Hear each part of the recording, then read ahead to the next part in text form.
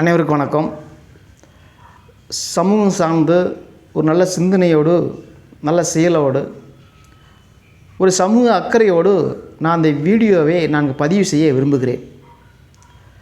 தமிழகமெங்கும் வாழ்ந்து கொண்டிருக்கிற என் தாய் தமிழ் உறவுகள் அனைவரும் சாதி மதத்திற்கு அப்பாற்பட்டு தமிழகத்தில் வாழக்கூடிய நாம் யாவரும் தமிழர்களே, பாண்டியர்களே என்று நாம் நினைத்து வாழ வேண்டும்.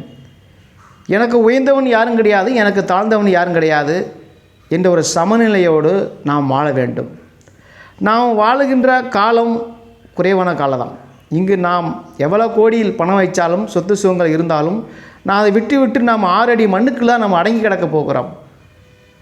நிரந்தரமில்லாத வாழ்க்கை, நிரந்தரமில்லாத உறவுகள், நிரந்தரமில்லாத நண்பர்கள், இந்த வாழ்க்கைக்கு ஏன் நாம் இவ்வளோ ஆர்ப்பாட்டம், ஆணவம், அதிகார திமிர் நமக்கு ஏன்? இரவில் தூங்கிவிட்டு காலையில் நாம் எழுந்திருக்குமா என்று தெரியவில்லை. அப்படி ஒரு வாழ்க்கையை நாம் வாழ்ந்து கொண்டிருக்கிறோம். குறைவான வாழ்க்கையை வாழ்கிற பொழுது நாம் ஏன் ஒரு நல்ல மனிதனாக வாழாமல் இப்படி நாம் மிருகமாக வாழ்ந்து கொண்டிருக்கிறோம்? தமிழகத்தில் நடக்கக்கூடிய தொடர்ந்து கொலை, கொள்ளை, கற்பழிப்பு இதெல்லாம் நடப்பதற்கு மூல காரணம் புகையிலை, கஞ்சா, மதுபானம். இதை தமிழக அரசும், காவல்துறையும், நீதிமன்றங்களும் சிறப்பாக செயல்பட்டு இதை தடுத்து நிறுத்தினால் குற்றங்கள் குறையும். அதே போல் தென் தமிழகத்தில் இதற்கு முன்பதாக 90, 92களில் ஜாதி ஒரு கலவர பூமியாக தென் தமிழகம் இருந்தது. தற்பொழுது அது குறைந்து பகையை மறந்து அனைவரும் பங்காளியாக, அண்ணனாக, மாமச்சானாக வாழ்ந்து கொண்டு இருக்கிறார்கள். இப்போ மீண்டுமாக தென் தமிழகத்தில் ஜாதி ரீதியான கொலைகள் அதிகரித்து வருகிறது. அப்போ இங்கே இருக்கிற தமிழக அரசு இருக்கிறது, சட்டத்துறை இருக்கிறது, நீதிமன்றம் இருக்கிறது, காவல்துறை இருக்கிறது. அவளை இருந்தும் ஏன் இந்த குற்றங்கள், கொலைகள் நடந்து கொண்டிருக்கிறது? தலைவர்களுடைய சிலை மீது பெயிண்ட் ஊற்றுவது, செருப்பு மாலை போடுவது, அதை வெடிகுண்டு வைத்து தகர்த்துவது, சிலையை நொறுக்குவது. 3 நாளைக்கு முன்பதாக ஐயா பசுமன் முத்துராமலிங்க தேவர் அவர்களுடைய சிலையை வெடிகுண்டு வைத்து தகர்த்திருக்கிறார்கள். இதை ஏன் செய்கிறார்கள்? எதற்காக செய்கிறார்கள்? யார் சொல்லி இதை செய்கிறார்கள்? இதில் அரசியல் உள்நோக்கம் இருக்கிறதா? இந்த தமிழகம் எப்பொழுதும் ஒரு பரபரப்பாக, ஒரு ஜாதி கலவரத்தோடு இங்கே தமிழகம் இருக்க வேண்டும் என்று நினைக்கிறார்களா? அப்போ இந்த ஜாதி ரீதியான கொலைகள் ஏன் நடக்கிறது? இது எங்கிருந்து நடக்கிறது? தமிழகத்தில், மிக தென் தமிழகத்தில் அமைதியாக இருந்த ஒரு தென் தமிழகம். இங்கே இசகிராஜா என்பவர் ஒருவர் உருவெடுத்து வருகிறார். அவர் தன்னுடைய பணி என்னவென்று சொல்ல ஒரு ஆட்டோ ஓட்டுநர், இட்லி கடை வைத்திருக்கிறார். நல்ல சந்தோஷமாக, மகிழ்ச்சியாக அந்த குடும்பத்தை நடத்தி வந்திருந்தார். இவருக்கு திடீரென்று தலைவராகக்கூடிய ஒரு ஆசை. உடனே இன்ஸ்டா, ஃபேஸ்புக்கு, ஒரு டிவி நிகழ்ச்சியில் பேசி இவர் தன்னை ஒரு பெரிய தலைவனாக சித்தரித்து கொண்டு இவர் போகிற இடமெல்லாம் ஒரு ஜாதி ரீதியான ஒரு வன்மத்தோடு, ஜாதி வெறியோடு தாக்குதலை ஏவுகிறார். அந்த இளைஞர்கள் படித்து நல்ல வேலைக்கு செல்ல வேண்டும், நல்ல அதிகாரத்தில் இருக்க வேண்டும், அதிக அரசாங்க உத்தியத்தில் இருக்க வேண்டும் என்று சொல்லி நல்ல கனவோடு படித்து வருகிறார்கள்.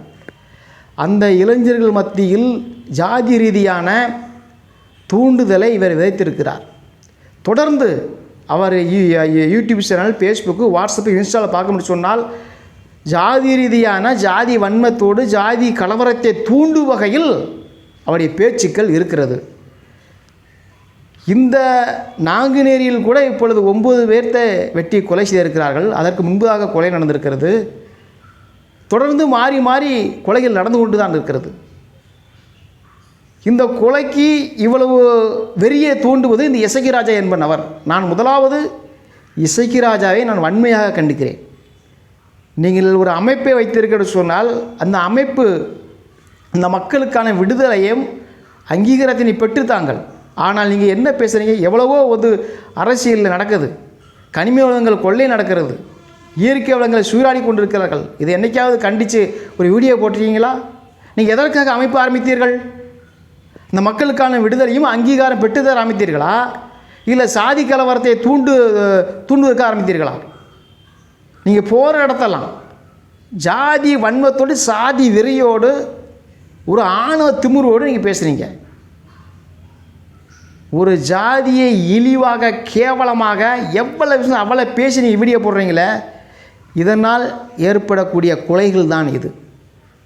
இதற்கு மூல காரணம் இசக்கிராஜா என்பவர் மூல காரணம். ஒரு நாவடக்கத்தோடு ஒரு தலைவன் என்று சொன்னால் அது தலைவனுடைய பண்பு இருக்கிறான்னு பார்க்க வேண்டும். ஒரு தலைவன் என்றால் அந்த மக்களை நல்வழிப்படுத்த வேண்டும். நீங்கள் என்ன செஞ்சிட்டு இருக்கீங்க? இன்னும் இந்த இளைஞர்களை தவறான வழியில் நீங்கள் அழைத்து போக விரும்புகிறீர்களா?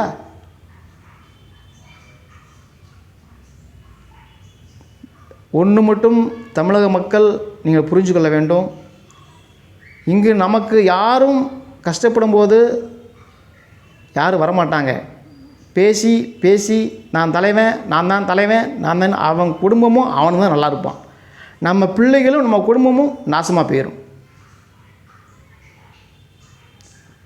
அப்போ இது போன்ற கொலைகள் தொடர்ந்து நடந்து கொண்டு இருக்கிறது. காவல்துறையும் என்ன செய்து கொண்டிருக்கிறது? இந்த அளவுக்கு ஒரு ஆத்திரம், ஒரு ஆவேசம், ஒரு ஆணவம் எங்கிருந்து வருகிறது? இந்த கொலையை யார் செய்ய சொன்னா? எதற்காக செய்கிறார்கள்? யார் தூண்டுதல் பேர் செய்கிறார்கள்? அப்போ முதலாவது அவர்களை நீங்கள் களையெடுக்க வேண்டும். இல்லை என்று சொன்னால் தமிழகத்தில் கொலை நடப்பதை கண்டிப்பாக தடுத்து நிறுத்த முடியாது. தமிழகம் முழுவதும் மக்கள் அமைதியாக, சந்தோஷமாக, மகிழ்ச்சியாக வாழ விரும்புகிறார்கள். ஆனால் இன்றைக்கு அரசியல் கட்சிகளும்